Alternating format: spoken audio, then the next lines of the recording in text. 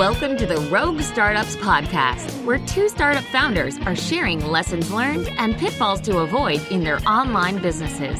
And now, here's Dave and Craig. All right, welcome to episode 230 of Rogue Startups. Mr. Craig, how are you today? I'm good, man. I'm good. I got the kids in the background here, so I apologize for any kind of craziness or unprofessional podcasting that might come out of this episode, but that's life these days. Oh, I love it. I'm looking forward to some unprofessionalness here.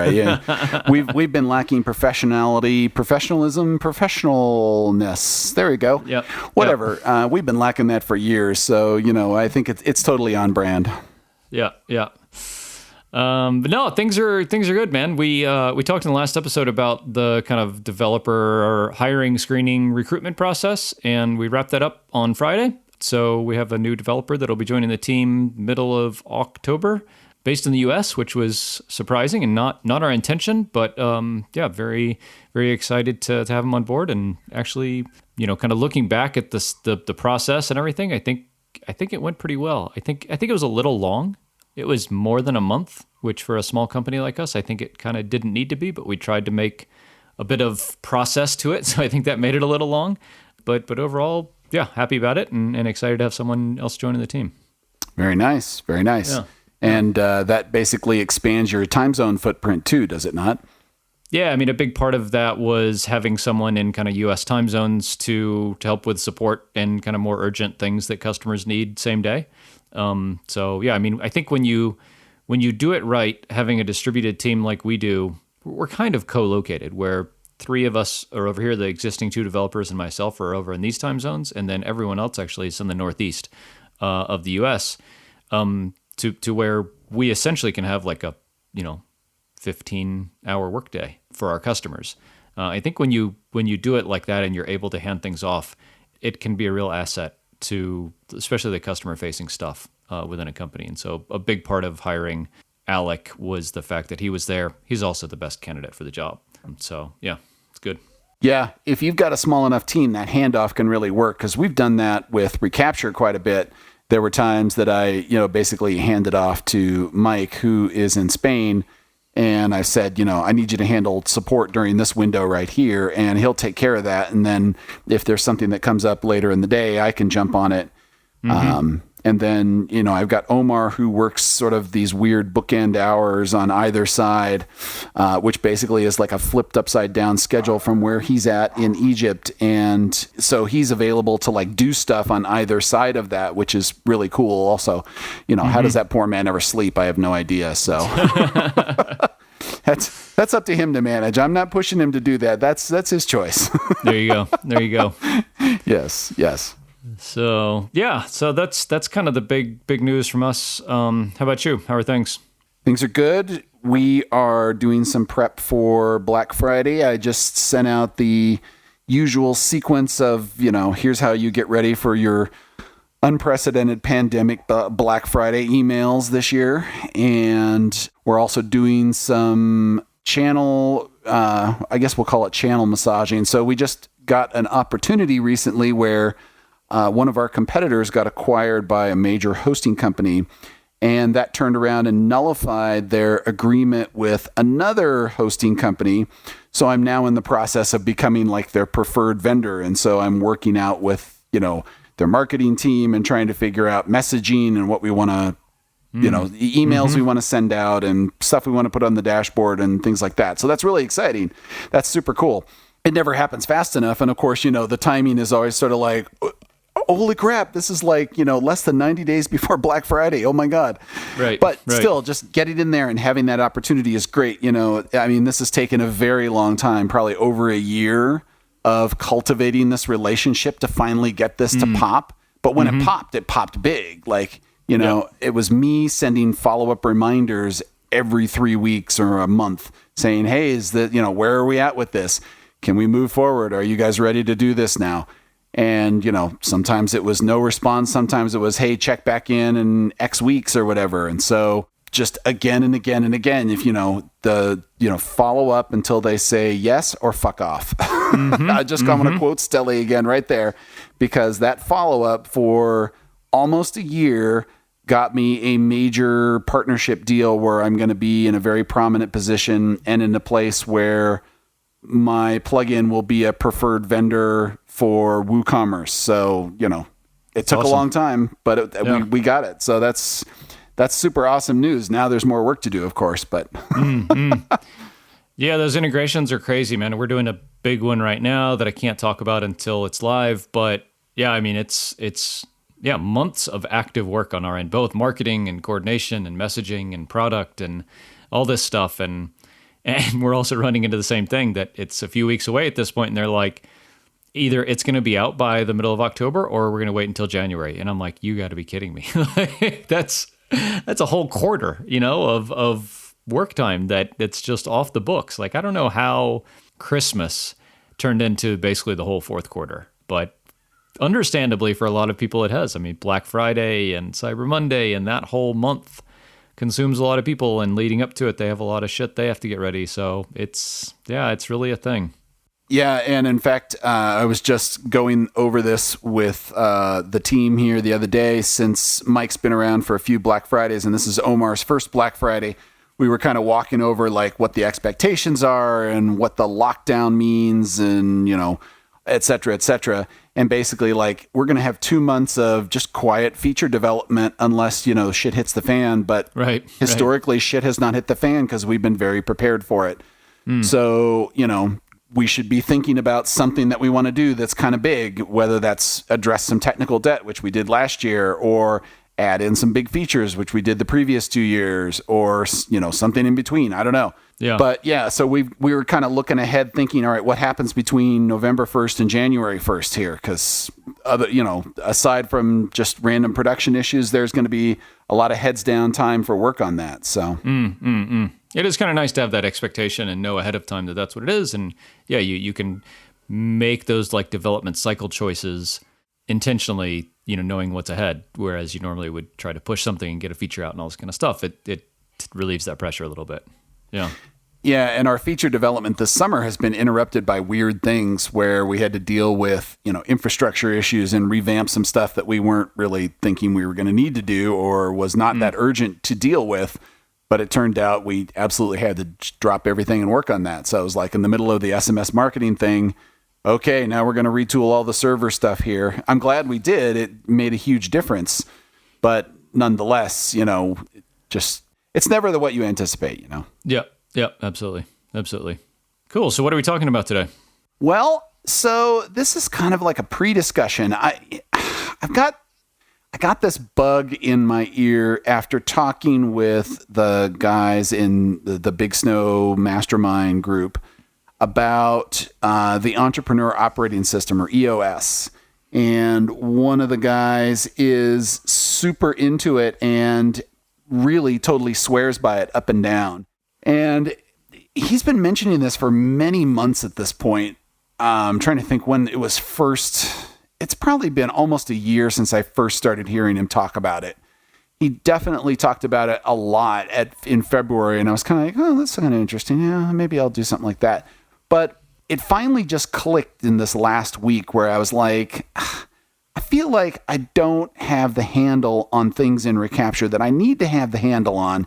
And I think it's hurting me at this point because I'm just sort of doing things ad hoc. I'm using my gut, and I'm very much a data-driven guy in general. But when it comes to stuff in Recapture, my data has been more sporadic and less methodical, and I want to improve that.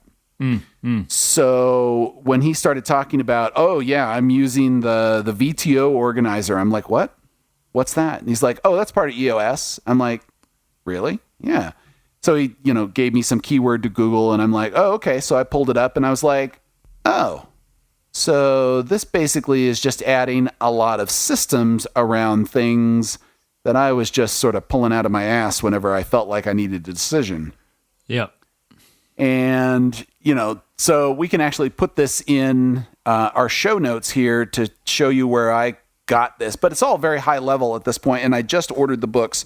So if you're hoping for a discussion on EOS and VTO today in depth, I'm afraid you're going to be a little bit disappointed on that because Craig is the only one of the two of us here that knows anything about it yet. But there were definitely some things that really attracted me to it here. And I'm interested to hear, Craig, what your experience has been and what you've gotten out of it and what brought you to it. And then we can talk about what brought me to it here too. Yeah. So it was really interesting. I had a pretty long conversation with like a handful of founders at MicroConf Europe in October. One of them was Kevin McCardle from SureSwift Capital. Mm-hmm. And then Kevin and I had a podcast episode about EOS here, golly, I don't know, it was a couple months after that. So around the end of the year, maybe. But the one thing that I will say, the couple things I'll say. One, you're absolutely right. It systematizes and for me kind of sets expectations, both for myself and for the people on the team, about how we work. And I was surprised that people like structure because I very much don't, to my detriment. I know it's a big weakness I have. But come to find out, everyone else likes it. And so, like, one thing that I think we found is as we've implemented EOS or parts of EOS and things that make sense for us and the kind of organization we are, and we can talk more about that people have really liked it and have asked for more. So that was, like, really surprising. The place, and, like, I had a short conversation in the MicroConf Slack channel about this. The place where I have a little problem really implementing EOS is the fact that, and I know like my team listens to this podcast, but it's that like I'm the only stakeholder in the company. I'm the only person in, say, senior leadership. And we have a lot of people that are super responsible. Everyone on the team is super responsible, but even the most senior people who've been here the longest that I think take ownership of the entire kind of part of the business they take ownership of don't, in the same way that like Kevin's team does, where he has managers of operations and like directors even of operations, and there's managers under them. And so I think that's really where EOS comes in, is where you have like the quarterly rocks and like that's all you're working on. And every Monday meeting for us, every weekly meeting is talking about how you're doing compared to those rocks. Like we kind of don't do that, and I don't think I'm spoiling this too much, but we kind of don't do that because I think it's unfair to ask, say, like non-equity people on the team to care that much, to take that amount of ownership. Ooh, I'm going to disagree with you on that one, but go ahead, keep going. Yeah, and so because it's not just like, hey, are we showing up and working and doing the best we can, that's like obvious, I think, and everyone expects everyone to do that. But for me, if you really are doing EOS, that I think it takes that level of ownership to another level, and one that, for us at least, and we're not a big team, there are people on our team that don't want to, and this is maybe my assumption, that don't want to have that level of ownership. They kind of want a job, and maybe they want a job they're really invested in because we're a small team and they get that, but maybe not to the level that like a 20 or 100 person company would be able to, because they're kind of abstracted above the level of doing the work to the level of like kind of managing the outcome. I don't know. And when I've talked to other people that run, 3 or 5 person companies, they kind of say the same thing, that like in these meetings, it's just a lot of you talking and everybody else saying yes. And again, it's probably my shortcoming in how we're doing it, but that's the only place that I see like in the conversation with Kevin, I know I said like we do the Diet Coke of EOS because like I think we take a lot of the principles of it, but not like by the letter. I based on what I'm seeing on EOS, it does look like it's oriented towards larger organizations, like more than 10 people. But I disagree with you in that you are dealing with team members that are less invested than you are. Yes, that's true, but only to a point. And I'll give you 2 counterexamples. So with the plugins on my original developer hires, I would say very much that my team was really centered around Dan Pink's 3 principles from his book Drive: autonomy, mastery, and purpose. So, they got their full autonomy, which was super important to them. They were able to master the art of developing in WordPress, and they had purpose because they were building something that customers wanted. And that's what they craved. That's what made them show up every day. When we had blowouts about something where I got pissed that something went wrong with a customer, and I unreasonably reacted and I would come down on them, and this didn't happen very often. But when it did, I got pushback from them, and it always surprised me because it seemed like they were more passive than I was giving them credit for. It turned out that they were just doing their thing. They were deeply invested in the customer, and they were offended that I got upset with them about this customer thing instead of coming to them and saying, let's work this out as equals. So that the reason that they wanted that equals thing is because they were as invested in this as I am. So when you say that your team just wants a job and is not as invested, I challenge that notion based on what I've seen with my small teams in the past. And I would say that's still true of the Recapture guys, although I learned my lesson from the plugin guys, and I don't do that anymore. When I have those reactions and those emotions about something, I'll say, okay, here's what happened. Here's what I think went wrong. Can you guys help me unpack this? I give them an opportunity to contribute in there and understand what happened and get past the crisis aspect of that. And then we try to figure out a way to fix it and make it better for the future and so on and so forth. So, both of my guys are very invested in Recapture. So here's a great example. Today, I told them, I said, hey, we lost some big customers back in the summer. And it looks like some recovery metrics are down for the past couple of months because of it. And one of them came back and said, oh man, what happened? I mean, I hate losing customers. Did they go to competitors? Was it something that we were missing? Is there, how can I help you fix this? That's investment. He would not have opened up that dialogue with me if he wasn't invested in that. So I would say your team is probably invested at that level. Now, are they going to be making senior level decisions about strategic things in the organizations? No, they're not. And from what I'm seeing in EOS, there's a lot of that in there.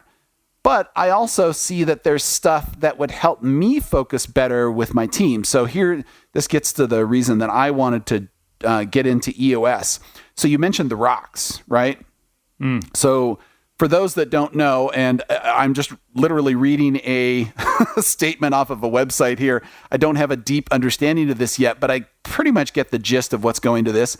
Something called rocks. When everything is important, nothing is important. Organizations don't execute well when they don't prioritize well. And this is something we are absolutely struggling with. So it's very much, what are the customers yelling about today? Oh, maybe we should fix that right away. So, I try to balance those two, or what I think is balancing those two, to say, here's what my big goal is, and then here's what the customers are yelling about this week. So work on the big goal, but if the customers are yelling, stop, work on their stuff, and then go back to the big goal. So the rocks process in EOS says you're setting goals that have to get done every 90 days, and you only have 3 to 7 of them, the most important priorities, and they have to get done. And then you use those as a scorecard to find out how people are doing. Are people executing to this? Where are the struggles happening?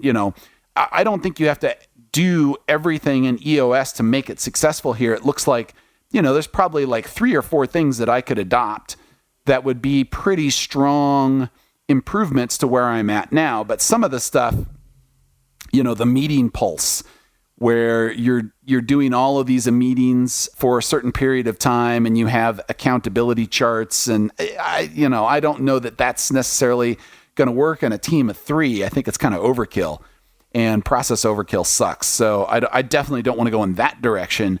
But those were the things that sort of made me go, if I had a system for that, and something that I could say, all right, am I causing chaos with the team when I switch to this because I think it's important, or is it really part of the rocks model to do that? What's been your experience with rocks so far?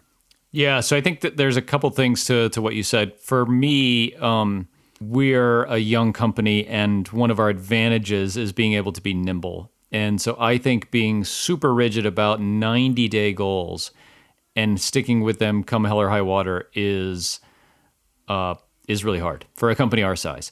So your base camp, yeah, no problem. They're planning a year out probably, right? And that's cool.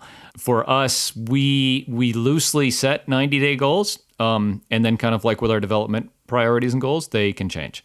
So we definitely have those goals, but know that they're kind of written in pencil, not ink. The other, we definitely do the level 10 meeting. So we have a Monday, 9 a.m. Eastern, 3 o'clock here meeting that's, kind of all hands. And everybody talks about what they did in the last week as it pertains to those goals. And so we do a version of kind of that whole process. And I think just kind of going back to the kind of ownership thing that we were talking about, and I don't want to make it sound like I think people on our team just want a job, because they definitely don't. Like, there are definitely people, over here working until 9 or 10 o'clock at night, like I am sometimes. And so that's not a regular employee. We don't have any of those people on our team. We have people who I think care very, very deeply about not just what they do, but the outcome for the company. But I think that as you were kind of talking through that, something that came to my mind is that I think us as founders and companies this size work at several levels of management. So one is like payroll and how much money is in the bank and all this like CEO level stuff. The other is like project manager kind of thing for like product or marketing or sales or whatever. And then the other is like team lead in a lot of respects. And then in some respects, like you're the only salesperson or you're the only marketing person. So you're like 3 or 4 of these levels of people all in one body.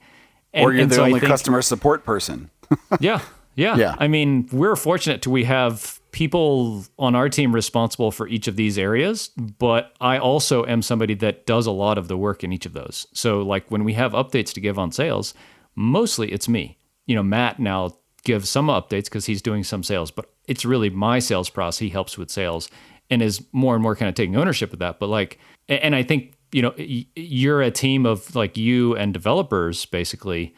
If you're going to have this meeting, you're just going to be doing a lot of talking, to where like having this meeting isn't super productive, I think, in some ways, because, well, you're just talking to yourself. but I think that like right. For your developers to hear like how you're reporting about your marketing efforts and your paid spend and stuff like that is interesting. And I think one of the things that's been really good for us is we've seen this cross-pollination of knowledge throughout the company, where like the developers hear, Denise talk about marketing attribution, and they're like, what the hell is she talking about? I don't understand anything, and vice versa. But we definitely take the time to speak openly in front of the whole company on these calls so that everybody knows a little bit of what everyone is doing and kind of facing. So, yeah. Mm-hmm.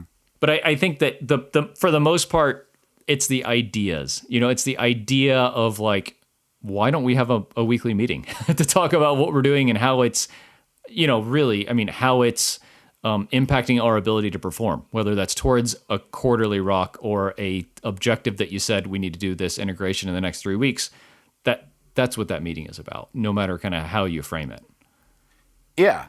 And, some other things about EOS that I'm very interested in learning more about are like the scorecard aspect, because we always have this uneasy feeling about how our org is actually performing, and having a formal scorecard gives us some KPIs. And we've talked about things like KPIs, but, how many people actually write them down and check them on a weekly basis and then talk to the team about them?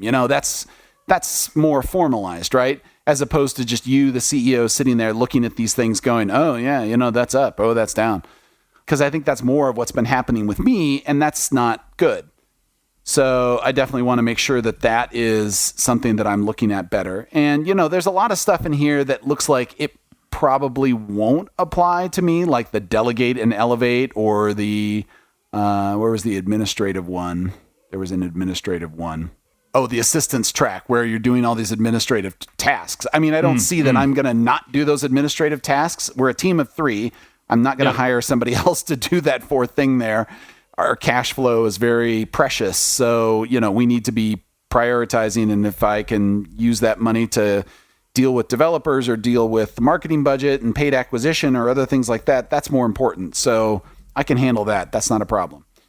So I don't think everything is going to apply, but I am interested in digging in and learning more to see what will make us more effective in Recapture. Because I feel like it's been a whole lot of winging it and gut feel and hoping for the best, and not enough structure, formality. And it seems like that structure and formality is working better for other people that are at higher levels of MRR. So, yeah, absolutely. Absolutely. And I think it's a natural evolution. This feeling that you're feeling is, it maybe depending on how much like process and organization a person wants or needs, is like a natural thing for people to say at some point, like, I'm out of control. Like, I don't know what the hell is going on.